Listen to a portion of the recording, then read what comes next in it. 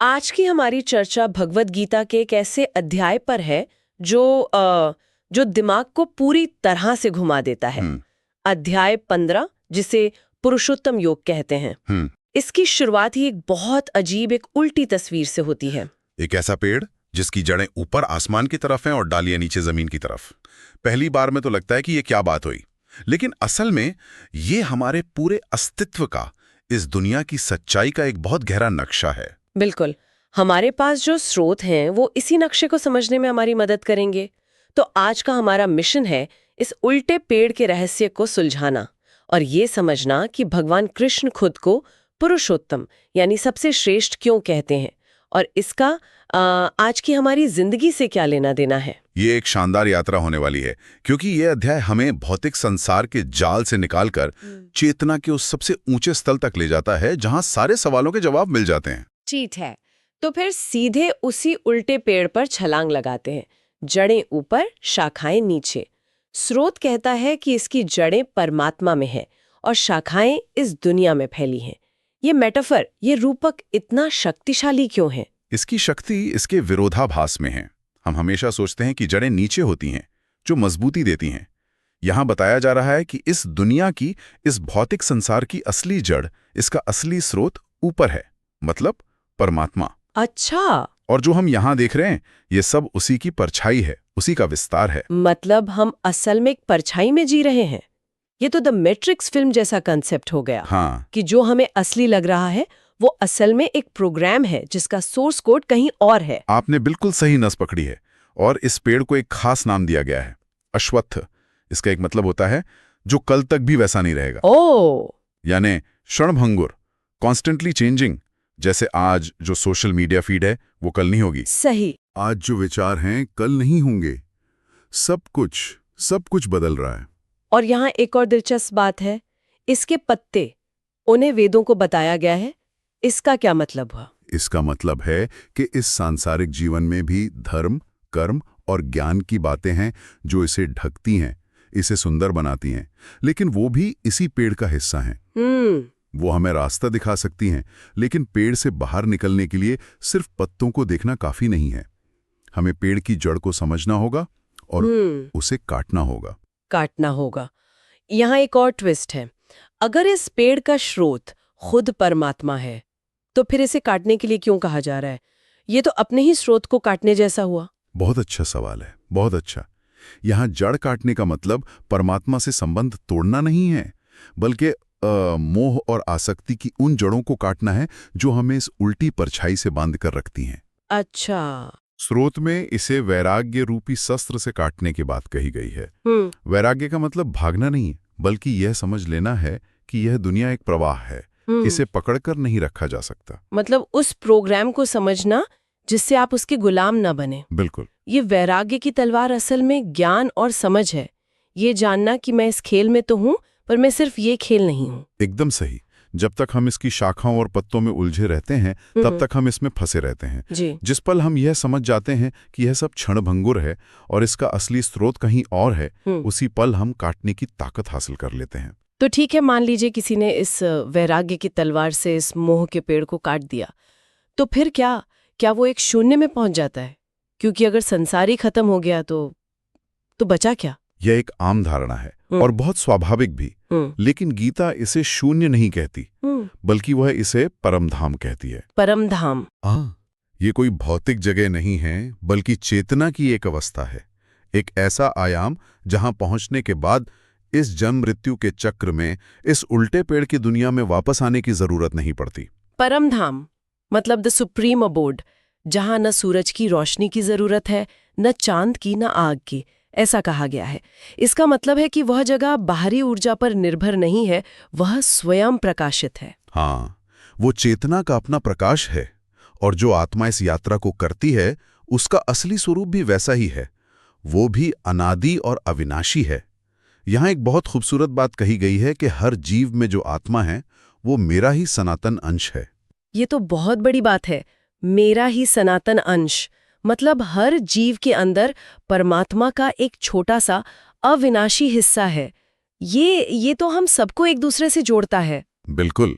हम अक्सर खुद को ये शरीर मान लेते हैं, लेकिन ये अध्याय हमें याद दिलाता है कि हम इस शरीर रूपी गाड़ी के ड्राइवर हैं, गाड़ी नहीं। शरीर बदलता है, बचपन से बुढ़ापे तक, एक जीवन से दूसरे जीवन तक, लेकिन अंदर का वो तत्व, वो आत्मा वही रहती है। जैसे हम कपड़े बदलते हैं, आत्मा शरीर बदलती है। ठीक वैसे ही। इस नजरिए से देखें तो मृत्यु का पूरा कॉन्सेप्ट ही बदल जाता है। यह अंत नहीं, बस एक बदलाव है, एक पड़ाव है। सही कहा। ये भेद समझना ही ज्ञान की शुरुआत है। जब हम खुद को शरीर से अलग करके देखना शुरू करते हैं, तभी हम उस वैराग्य की तलवार को उठा पाते हैं। ठीक है, तो हमने संसार रूपी पेड़ को समझा और उस पेड़ में यात्रा कर रही आत्मा को भी। अब उस परम स्रोत पर आते हैं जिसने इस पूरे खेल को रचा है। स्रोत में एक लाइन है जो मुझे हमेशा बहुत आकर्षित करती है, मैं सबके हृदय में स्थित हूं। हाँ, ये इस अध्याय का एक और शिखर है। यहाँ परमात्मा की सर्वव्यापकता की बात हो रही है। और ये सिर्फ एक दार्शनिक विचार नहीं है, इसे बहुत व्यवहारिक उदाहरणों से समझाया गया है। जैसे ये कहा गया है कि हर किसी के अंदर स्मृति मतलब मेमोरी और विस्मृति माने फॉरगेटफुलनेस दोनों मुझसे ही आती हैं। सोचिए, हमारी याद रखने की ताकत और भूल जाने की क्षमता, दोनों का स्रोत वही परम चेतना है। ये तो अहंकार पर सीधा प्रहार है। हम अपनी तेज याददाश्त या ज्ञान पर गर्व करते हैं, लेकिन यहाँ कहा जा रहा है कि उसका असली स्विच हमारे हाथ में है ही नहीं। और भूलना, जिसे हम एक कमी मानते हैं, वो भी उसी दैवीय व्यवस्था का हिस्सा है। बिल्कुल। और ये सिर्फ हमारे अंदर ही नहीं है, इस विचार को पूरे ब्रह्मांड तक फैलाया गया है। भगवान कहते हैं, सूर्य में जो तेज है जिससे पूरी दुनिया रोशन है, वो मेरा ही तेज है। चंद्रमा में जो शीतलता है, वो मैं ही हूं। इसने तो मेरे लिए सुबह की धूप का मतलब ही बदल दिया। मतलब जब हम सूरज की रोशनी महसूस करते हैं तो हम सिर्फ विटामिन डी नहीं ले रहे, हम सीधे सीधे उस परम चेतना की ऊर्जा का अनुभव कर रहे हैं। हाँ, और इतना ही नहीं, हमारे शरीर के अंदर जो पाचन की अग्नि है, जिसे जठराग्नि कहते हैं, हाँ, जठराग्नि, जो भोजन को पचाकर ऊर्जा में बदलती है, वो भी मेरा ही स्वरूप है। ये दिखाता है कि परमात्मा कहीं दूर स्वर्ग में बैठी हुई कोई सत्ता नहीं है, वो इस सृष्टि के हर कण में, हर प्रक्रिया में, चाहे वो ब्रह्मांडीय हो या शारीरिक, सक्रिय रूप से मौजूद है। ये तो विज्ञान और अध्यात्म को जोड़ने वाली बात लगती है। The laws of physics, the laws of biology, ये सब उसी एक परम चेतना के काम करने के तरीके हैं। आप कह सकते हैं, ये सर्वव्यापकता का सिद्धांत है। वो इस दुनिया में भी है और इस दुनिया से परे भी। और इसी बिंदु से हम अध्याय के सबसे महत्वपूर्ण हिस्से पर पहुंचते हैं। मैं जानती हूं आप कहां जा रहे हैं। 3 प्रकार के पुरुष का सिद्धांत, क्षर, अक्षर और पुरुषोत्तम। ये शब्द सुनने में थोड़े भारी लगते हैं, चलिए इसे आसान बनाते हैं। जरूर। पुरुष का सीधा सा मतलब है सत्ता या अस्तित्व का स्तर, अ लेवल ऑफ रियलिटी। तो यहाँ 3 स्तरों की बात हो रही है। पहला है क्षर पुरुष। क्षर का मतलब है नश्वर, जो नष्ट हो सकता है। तो ये क्या हुआ? ये पूरा भौतिक संसार, हर वो चीज जो बदल रही है, जो पैदा होती है और खत्म हो जाती है।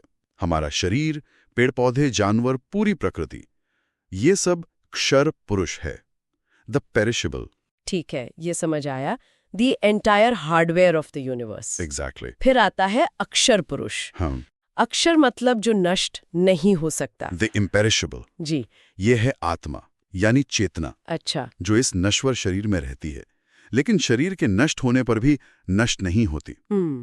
ये साक्षी है जो इस सारे बदलाव को देखती है, लेकिन खुद बदलती नहीं। इसे आप ऑपरेटिंग सिस्टम कह सकते हैं, जो हार्डवेयर यानी शरीर को चलाता है। बिल्कुल। ओके, तो एक हो गया नश्वर संसार, क्षर, और दूसरी हो गई अविनाशी आत्मा, अक्षर। हाँ। यहाँ तक तो कई दर्शन पहुँचते हैं जी। लेकिन गीता यहाँ रुकती नहीं है। हाँ। वो एक तीसरे स्तर की बात करती है, और वही इस अध्याय का सार है।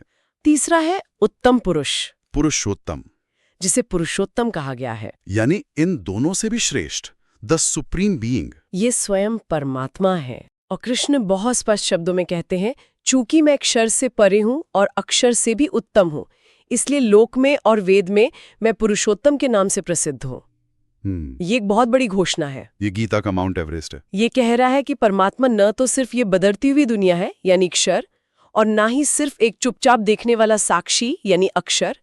वो इन दोनों का स्रोत है, इन दोनों को धारण करने वाला है, और फिर भी इन दोनों से पूरी तरह परे और अछूता है। वो इस खेल का मैदान भी है, खिलाड़ी भी है और खेल का निर्माता भी। तो अगर हम अपनी पुरानी एनालॉग पे वापस जाएं तो क्षर हुआ हार्डवेयर, अक्षर हुआ सॉफ्टवेयर हाँ, और पुरुषोत्तम हुए वो अल्टीमेट डेवलपर और यूजर, जो दोनों से परे हैं लेकिन जिनकी वजह से ही ये दोनों मौजूद हैं। इससे बेहतर तरीके से इसे नहीं समझाया जा सकता।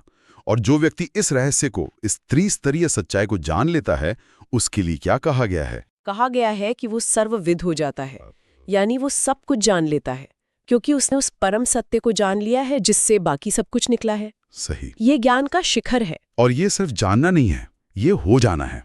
श्रोत कहता है कि ऐसा ज्ञानी सर्वभावेन, यानी पूरे दिल से, पूरी चेतना से उस पुरुषोत्तम की भक्ति में लग जाता है। ज्ञान और भक्ति यहाँ आकर एक हो जाते हैं। तो अंत में इस सारी दिमागी कसरत का, इस ज्ञान को समझने का फायदा क्या है? इसका व्यवहारिक परिणाम क्या है? क्या इससे हमारी जिंदगी की परेशानियां खत्म हो जाएंगी? परेशानियां शायद खत्म ना हो, लेकिन उन परेशानियों को देखने का नजरिया वो पूरी तरह बदल जाएगा। इसका सबसे बड़ा फल है मुक्ति। मुक्ति यानी उस उल्टे पेड़ के मोहजाल से हमेशा के लिए आजादी। उस अंतहीन चक्र से बाहर निकलना जहां हम एक इच्छा के बाद दूसरी के पीछे भागते रहते हैं। हाँ, जन्म मरण का चक्र समाप्त हो जाता है, मोक्ष का मार्ग खुल जाता है।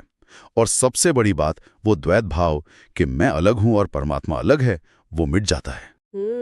भक्त और ब्रह्मांड के बीच एक पूर्ण एकता स्थापित हो जाती है। यही हर आध्यात्मिक खोज का अंतिम लक्ष्य है। तो हमने आज इस उल्टे पेड़ की उलझी हुई शाखाओं से अपनी यात्रा शुरू की और पुरुषोत्तम के उस परम सत्य तक पहुंचे जो इस पूरे ब्रह्मांड का आधार है।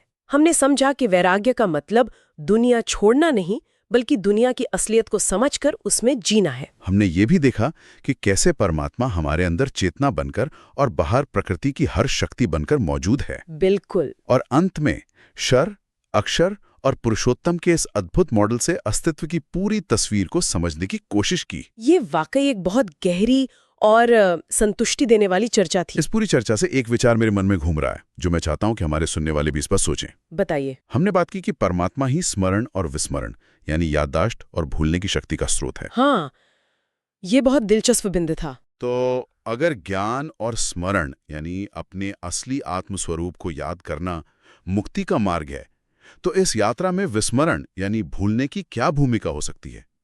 हम तो हमेशा सब कुछ याद रखने पर जोर देते हैं, भूलने को तो एक कमजोरी माना जाता है। ये तो एक विरोधाभास लगता है। मुक्ति के लिए भूलना क्यों जरूरी होगा? शायद कुछ चीजों को भूलना, जानबूझकर भूलना, उतना ही जरूरी है जितना अपने स्वरूप को याद रखना। शायद अपने छोटे मैं यानी अहंकार को भूलना, हमें मिली चोटों और शिकायतों को भूलना, अपने किए हुए अच्छे कर्मों के अभिमान को भूलना, और सबसे बढ़कर अपने अलग होने के उस गहरे भ्रम को भूलना। शायद यही विस्मरण ही उस परम स्मरण का दरवाजा खोलता है।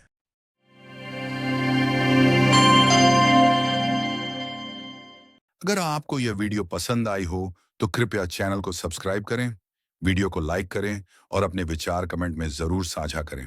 आपका सहयोग हमें और भी अच्छा कंटेंट बनाने की प्रेरणा देता है।